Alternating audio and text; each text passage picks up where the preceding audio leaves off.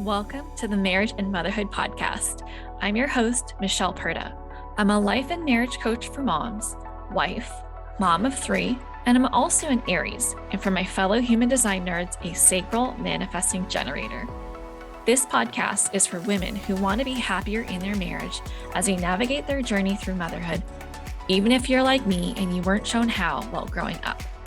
Inside, we're going to be talking about breaking generational cycles when it comes to how to handle conflict in healthy ways, redefining motherhood your way, and prioritizing your well-being, because here, we believe that women don't have to sacrifice their happiness to be a great mom. And a quick note to mamas listening with kids around, you may want to pop your earbuds in because nothing is left unsaid on this show, which means there may be times where something I say isn't meant for little ears. Are you ready? Let's dive in. Hello. Welcome back to another episode of the Marriage and Motherhood podcast. I really am really excited about this episode because I have been talking to a lot of women inside of the Marriage and Motherhood Facebook community, which you need to join if you're not a part of it already. And they have shared that a lot of the conflict that's coming up between them and their spouse has been around parenting and having different parenting styles. And so I thought, what better than to do a show with a parenting coach? So here we have Danielle Bettmann. She is a positive discipline certified parenting coach. She empowers parents to crack the code of their strong-willed child's personality, meet their deepest core needs to improve their behavior, and find new levels of patience. She's an early childhood educator, certified teacher, and home visitor. Danielle now equips parents from all over Zoom, and she is also the host of a well-loved podcast called Failing Motherhood. She is passionate about eliminating shame from parents' vocabulary, reminding them that they are the parent their kids need. And she's also a mom to 2 daughters and a wife to her high school sweetheart of 13 years and an avid fan of sunshine and coffee. Introducing the powerhouse parenting coach for parents with strong-willed kids, Danielle Bettmann. Yay! Thanks for having me. Oh, thank you so much for being here. I am thrilled to have you here because parenting is hard, like really hard. Like I swear it's like the hardest job anyone can have, especially when you have strong-willed kids. And I have one of those. Now, actually, we recently learned that he has sensory processing disorder, which explains a lot where that comes from. Mm-hmm. I just really thought he was just like something else. I'm like, why do you have to be this way? Like, why couldn't you be as easy as your brother? Yeah, or why can't you be as easy as your younger sister? What is going on here?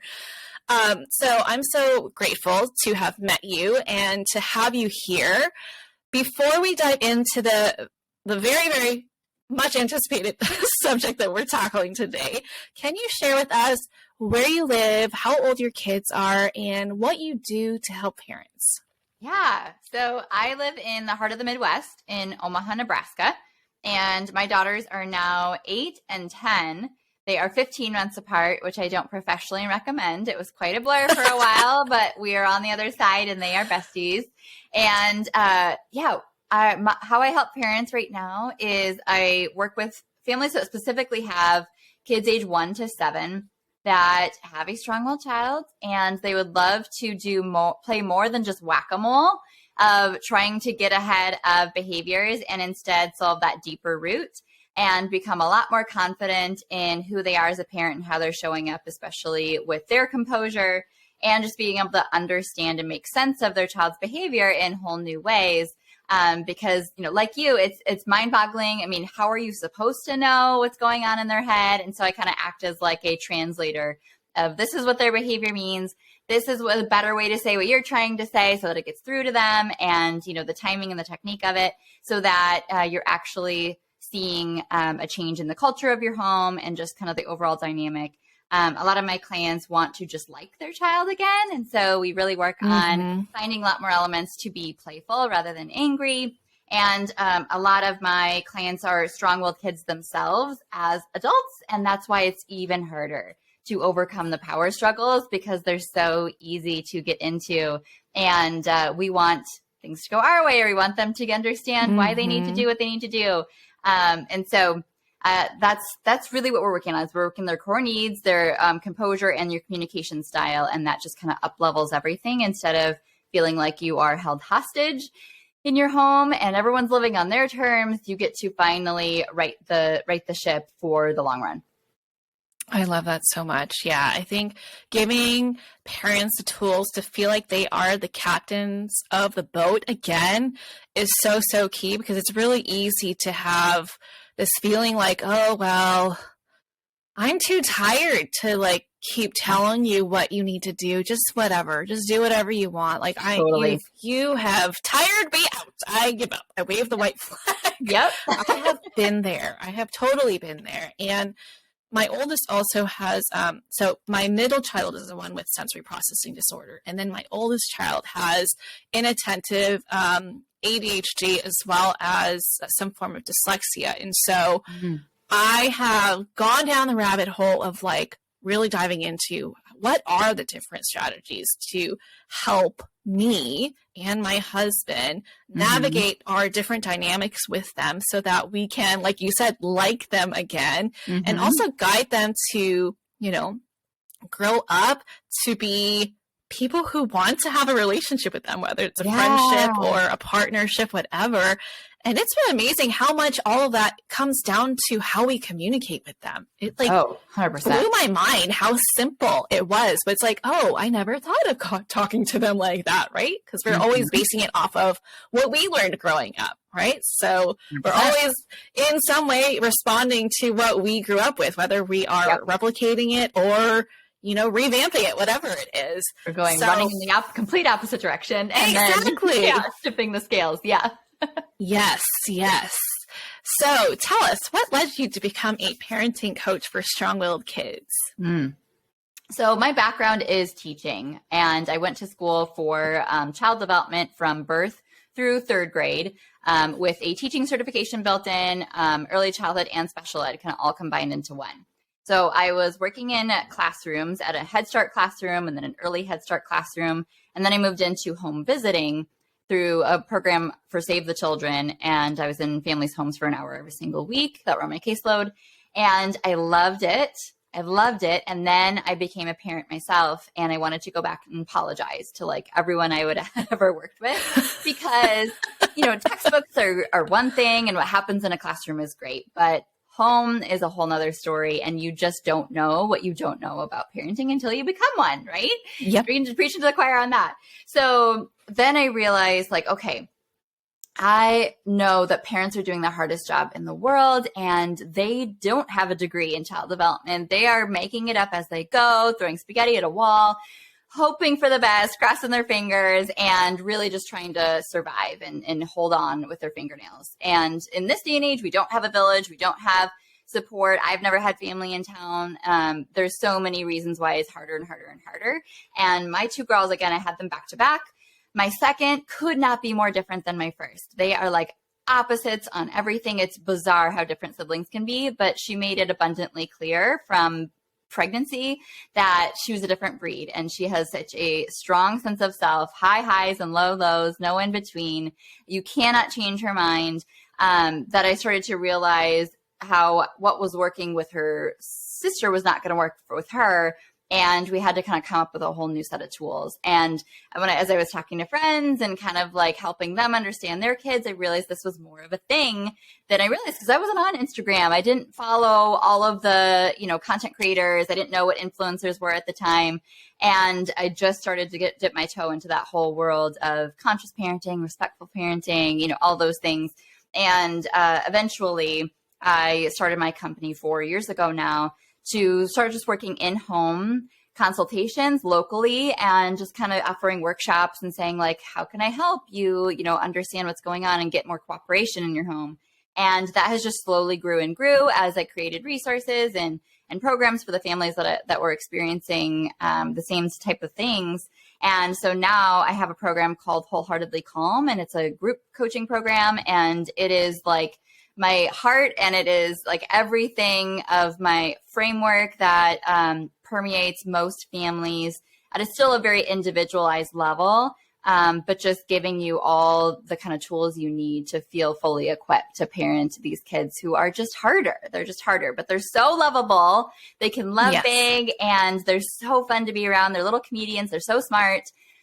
And we just need to know how to work with their personality rather than against it. Absolutely. I think the more I fought how they were being, because they weren't like, quote unquote, falling in line, which is how we were raised, the more frustrated and angry and resentful I became. But it wasn't until I was like, okay, what am I doing here? I feel like I'm just banging my head against the wall because they are just being themselves, and I can pretty much predict how they're going to respond. So it's like I'm just continuously walking into the same trap over and over and over again. I really had to be like, it's like, who's not listening? Who's the adult? Yep. The definition of insanity is just trying the same thing again tomorrow, hoping it totally works. Exactly. That was me. Please let me know I'm not alone. No, not at all. Not at all. So what do you typically see in your clients that can help bridge the gap between the two different parenting styles, right? Like a lot of times, I'm just going to generalize here, okay? Because this can be totally different. A lot of times the moms are a lot more like gentler with their approach, while the dads are more, let's say, harsh, critical, direct, borderline aggressive. But it could be flip-flopped, right? So what do you say to your clients to kind of help bring them to more of a common space when it comes to parenting? Because that could really cause a lot of conflict when you are trying to go about, raising your kids one way, and then your spouse is doing something completely opposite. It can be really confusing for the kids. For sure. And it almost seems like all that time spent doing your way is being undone because the parenting styles are inconsistent with the child. So what do you advise for people who are in this situation? Yeah. And if you resonate with that, you're 100% not alone, because I think every single new nuclear family has to reconcile with this. They have to find out like what is going to be our family's style, and that takes a lot of trial and error and learning and unlearning. And so you don't just, come home from the hospital with like your little parenting formula and everything's going to be perfect. Right? I wish. Yeah, that's not how this works. So just give yourself that grace that like the journey is the thing. Like the process of getting there is the work, and it takes time. So that's super, super, super common that there's some type of dynamic of a good cop and bad cop, or just a mismatch in kind of we want the same end goal, but we're getting there from different routes, different paths up the mountain to get to the same place. Because ultimately, you want the same things for your child. You want them to be a happy, healthy, functioning grown-up. You want them to be, kind and treat people with respect. You want them to be able to listen and know, what to do in certain situations. And so it's not that the big goal is off. It's just the how we get there. So remind yourself of that. And then there's just, I think, a lot of preconceived notions and expectations that we come into parenting with because of how we were raised or because of just what we've been exposed to. And we're exposed to completely different worlds. My news feed is completely different than my husband's news feed, no matter what social media. We are like barely overlapping, right? And there's a lot of good to that. You need the yin to your yang. You need to be able to bring in your unique perspectives and kind of compile them together to have a really well-rounded approach. So value that, but at the same time realize, okay, we're just not even hearing the same things. We're not seeing this in the same way. Everybody looks at a certain behavior, like, one sibling hitting the other sibling, and tell a completely different story as to why that happened and if it's going to happen again and what that means that you need to do. So a lot of that is unspoken. It's just, assumed and jumped ahead, and you go ahead and act on your plan, and they act on their plan, and it's just totally unaligned. And that's normal, again. But you need to start to pull some of that out of your brain and be able to have more fruitful conversations outside of that moment of discipline that help you tell the story of, this is what I'm seeing. This is the pattern. This is, what I've tried. This is what I'm afraid of down the road. And, how do you see it? And coming to terms with a couple of those conversations is going to be eye-opening for both of you.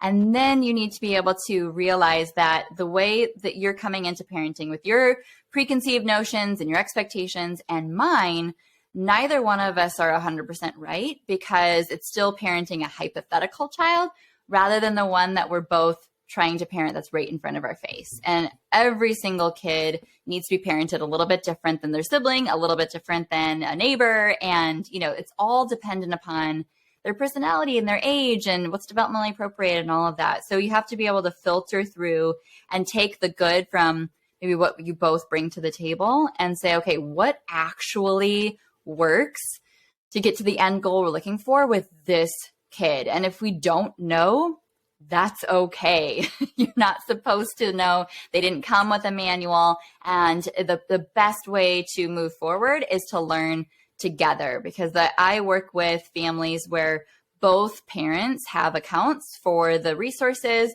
They're hearing the same things at the same time on live coaching calls. And I feel like that is critical, because otherwise there's just a dynamic of one parent being the expert and then they're being hypercritical of the non-expert, and then the non-expert feels like disempowered, and then you're never going to get to where you want to be in that type of a dynamic. You have to feel like, okay, we both have room to grow. We both have information we want to learn. And when I'm being taught new information, I'm going to ask my questions about it, and you ask your questions about it that come up for you, because I can't read your mind and I can't ask them for you. And when both parties are engaged in that process of just being open-minded to new information, there's full-on transformation that occurs because you're both committed together. Absolutely. And, similar to a marriage as well, right? Like if both are committed to doing the work, obviously that's going to be the most efficient, effective way to go about it. Mm-hmm. And that's not the case 100% of the time. So if your partner is not interested in learning all the things, and you're the kind who's like, let me just slyly send you 1 million articles and 1 million Instagram reels to maybe get through their head about what I want them to do so that they can get on the same page with me, I urge you to stop. Okay? Because even though you have good intentions, and you are just trying to better their relationship with your child, mm-hmm. what you're actually doing, like imagine you're on the receiving end, right? I actually have a friend whose mother-in-law did this. She would just bombard her inbox with articles on articles on articles. How do you think it felt like to be on the receiving end? She was annoyed. She would roll her eyes. She felt attacked, like just constant criticism, but in a passive aggressive way. Okay. So yes, good intentions. Kudos to you for wanting to help them grow, but no one ever grew because someone else wanted them to. Okay. It has to be their choice.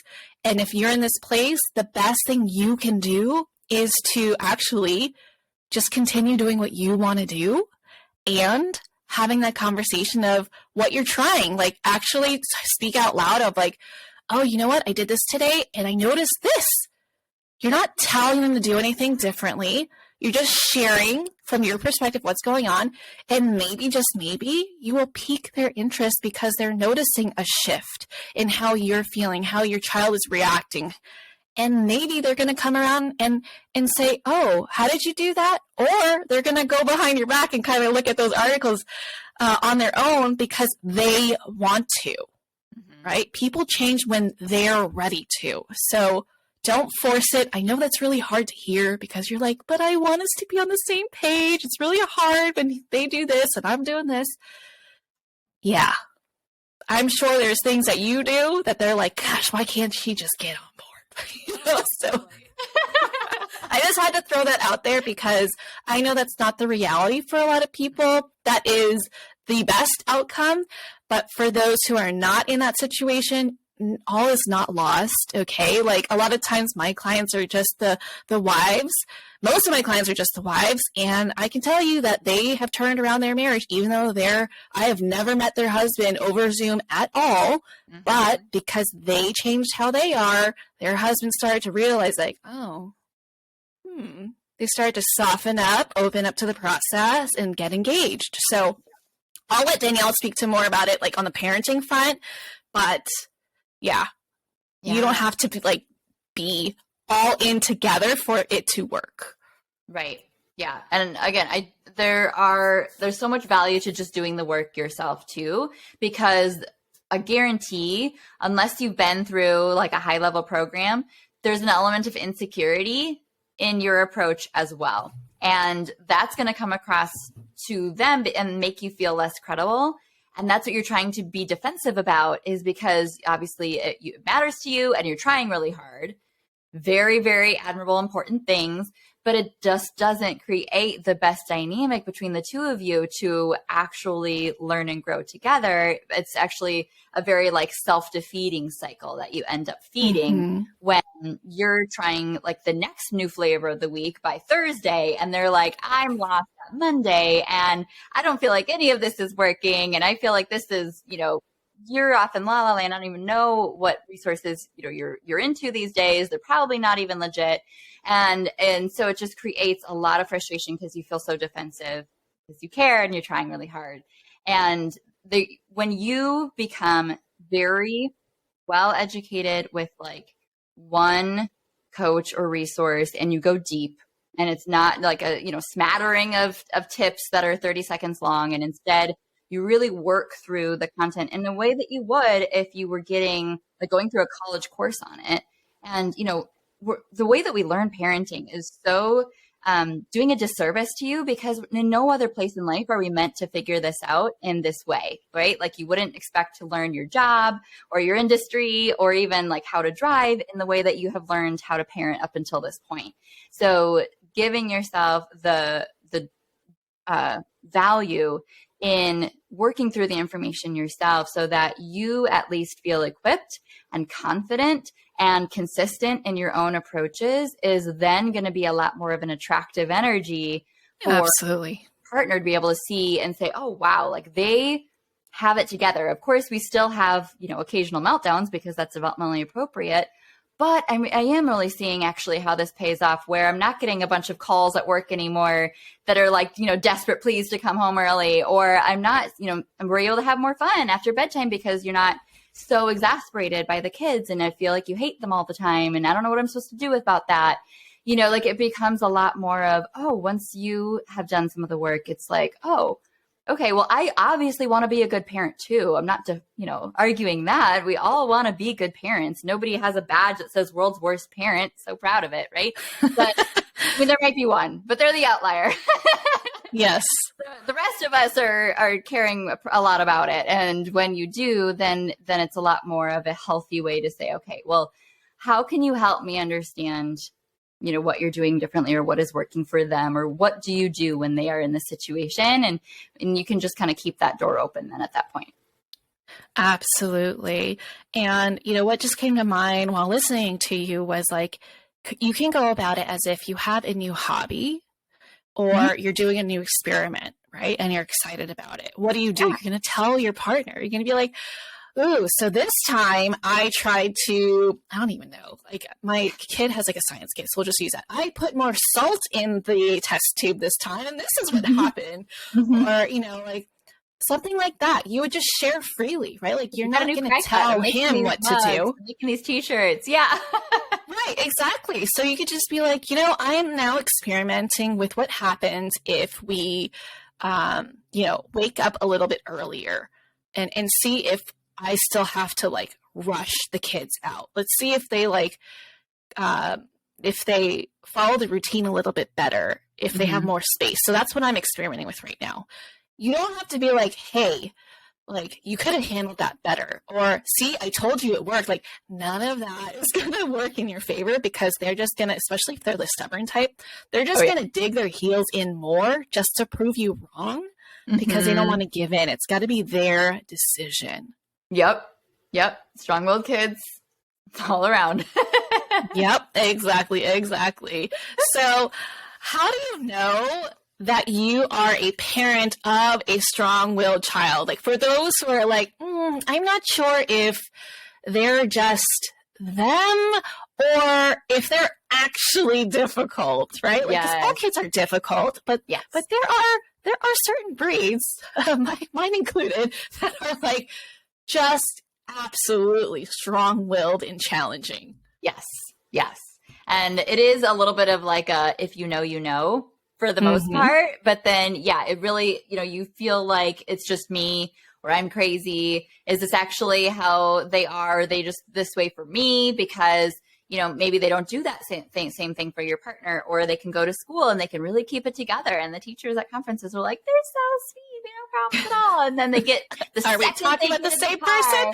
Yes. The second they get in the car at pickup, they like turn a corner and it's like an alter ego takes over. And you're like, what is happening? And if you don't have friends that have very similar kids where you get to have that like window into their actual world, then you think it's only your kid. So being able to make sense of this personality trait is hugely relieving, because then you can realize like it's so much bigger than just your parent-child dynamic. And a lot of those personality traits come down to being driven internally. They have a very strong sense of self, very strong sense of what is right and just and fair. And you really can't change their mind, because they know in their heart of hearts how it needs to go and how it needs to be. And they have a very hard time when their unspoken expectations come crashing down with reality. And then they have a very hard time with the big emotions that come as a result of that, because they flood their body and they feel very overwhelmed, and have a hard time dealing with the impulse control and just all of the big feelings, because everything is the big deal, the worst thing that's ever happened to them in their whole life. And they have really, really high highs. Like their excitement is visceral. And at the same time, their low lows are like beyond low for a granola bar falling apart, right? Like just so irrational in our minds. I cannot relate. How can I empathize with that type of reaction?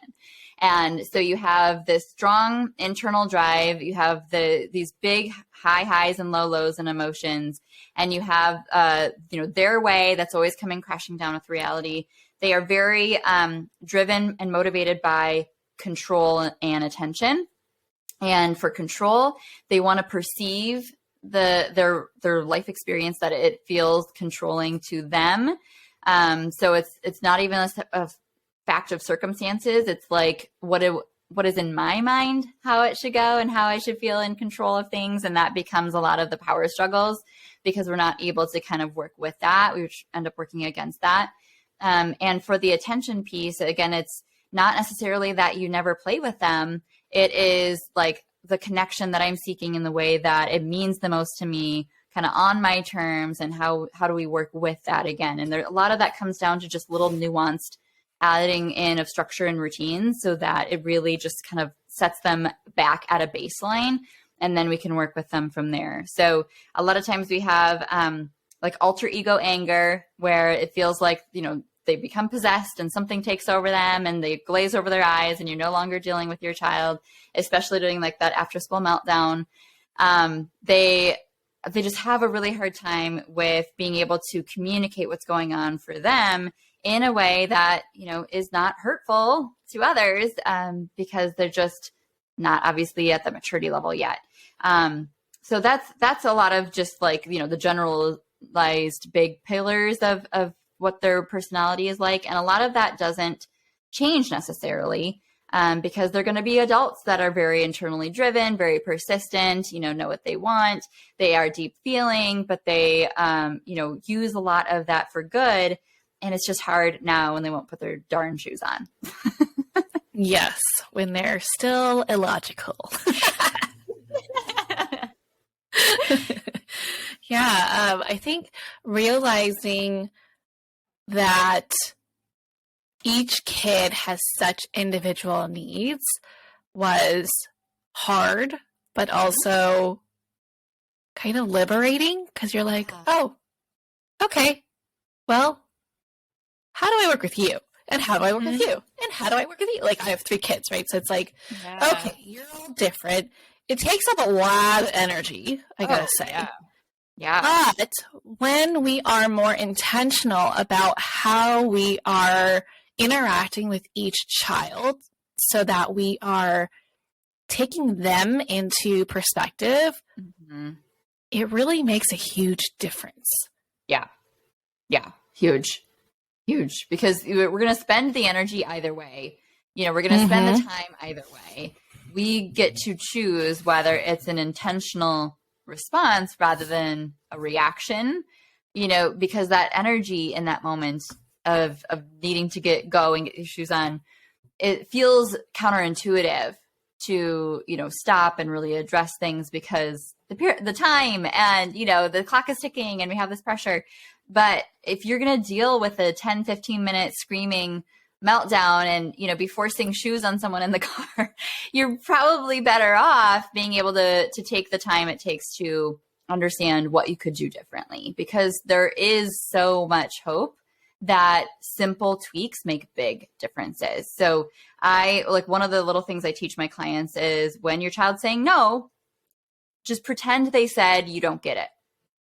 And then you'll know how to actually respond in a way that's not just more logic and reasoning and rules and things they disagree with, and instead say, oh, no, I get it. You don't want to go to school today. You'd rather stay home with me. I know I'm going to miss you too. And it is Monday. Mondays are for school. So would you rather, you know, pick these shoes or these shoes? And you're taking down that wall that they are building up of defenses because you don't get it and they hate being misunderstood. But we just feed that with more misunderstanding as opposed to being able to kind of stop and say some things that they would agree with. And then we can move forward. We have momentum and we have cooperation on the other side. Yeah, I think the biggest game changer for me was to take off my hat of like, I am the parent, I am in charge, because that ultimately creates a power struggle and kids have no they give 0 fucks. They have all the time in the world to sit there and battle with you.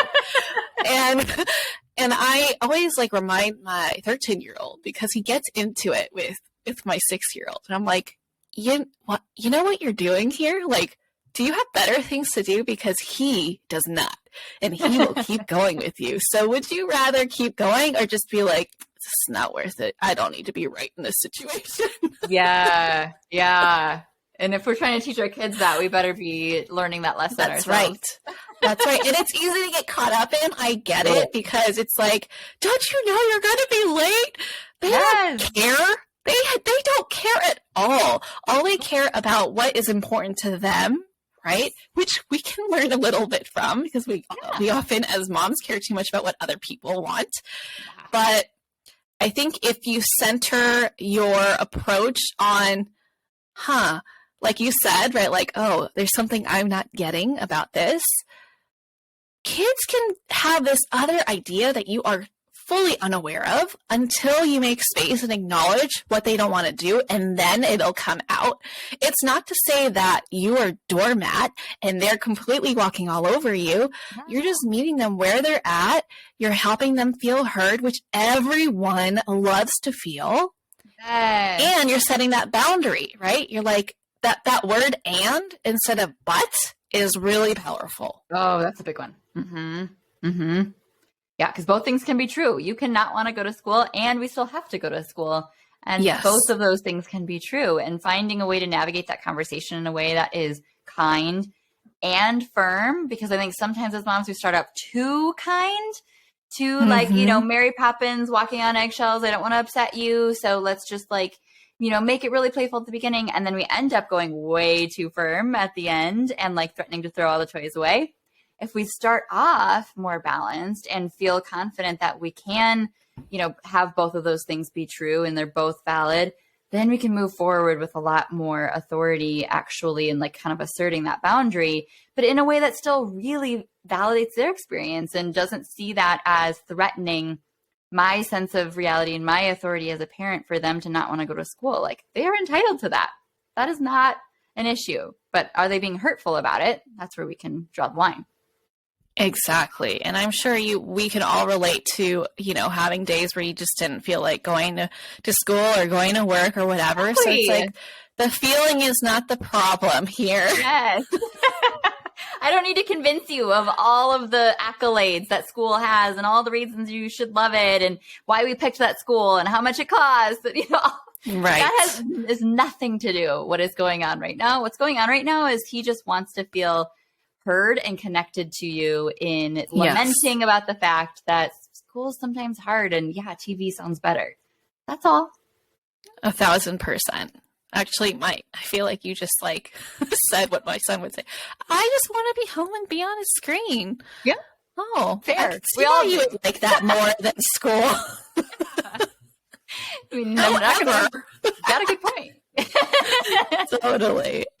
All right. So I love everything you've shared. Thank you so much. I hope you listeners are taking notes and able to really take in this conversation and start changing how you are navigating the different parenting styles that you and your partner have so that you two can get on a similar page, maybe even just starting off with being in the same chapter and working your way towards more of a united front, because ultimately that is what's going to create a more cohesive upbringing for your child.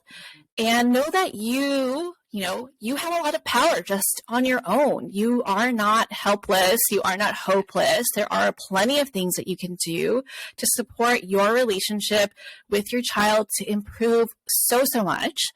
And one of those resources is Danielle. So Danielle, what's the best way for people to connect with you? Yeah, the best way to connect with me is on Instagram. I am at parent_wholeheartedly.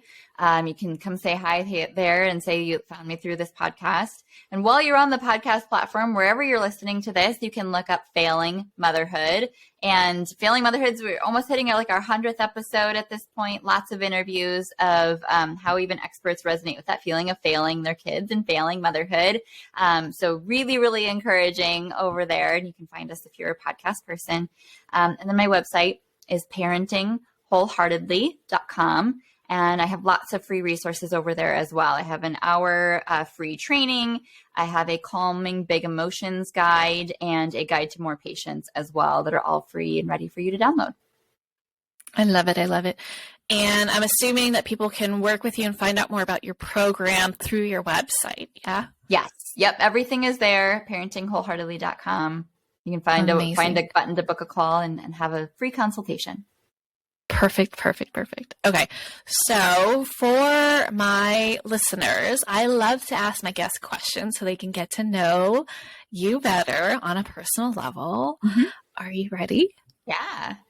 Okay. So I love that you picked this question because I am a foodie. So I have to ask you this. What's a food that you could eat every day and not get sick of?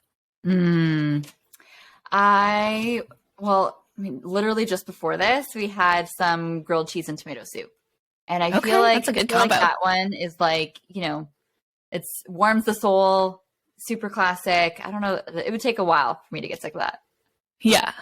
I love it. Okay. And what's your favorite trashy TV show? Oof. I have been watching Ultimatum and Love is Blind. Yep. And those are pretty trashy. But it's just like a, accident that you can't look away from. And it's crazy to see who ends up getting married and who doesn't, and who probably shouldn't. Yeah. It's chaos. Definitely. And actually, it's kind of sad. I think the last season, in case you haven't watched it yet, so spoiler alert, I think that none of them stayed together. Yeah. That was not a good season. Sucks. Mm-hmm. Okay, last question. What's your favorite thing to do for self-care? I love to read fiction books because it feels so much like a indulgence because it's not productive. It's not like, I'm of course drawn to all the self-development books and professional development books, but when I can just finally pick up like a mystery or like romance novel or something that is just like entertainment value only. And I have to do that when my kids are awake so that I can just show them that I'm, valuing my own self. And as when they're reading, I love it. And I usually will plow through a book in a weekend when I get to do that. So, wow. Yeah, I love it. That's when they get to have their screen time. So it also evens out. Works out for everybody. Yeah. Well, thank you so much for coming on the show and sharing your wisdom and your advice and insights. I've loved everything about this conversation. I'm sure we could go so much longer, but yeah, I just wanted to say thank you for being here. And listeners, if you have loved what Danielle has shared, please go check out her group program, go check out her website, follow her on Instagram, and definitely listen to her podcast. And I will catch you all back here next week. Bye. Thanks for having me. Thank you so much for listening to the Marriage and Motherhood podcast. I hope that this episode helped you deepen your relationship with your husband and, more importantly, with yourself. If you know someone that this episode would help, please share it. All right, see you back here next week. Bye.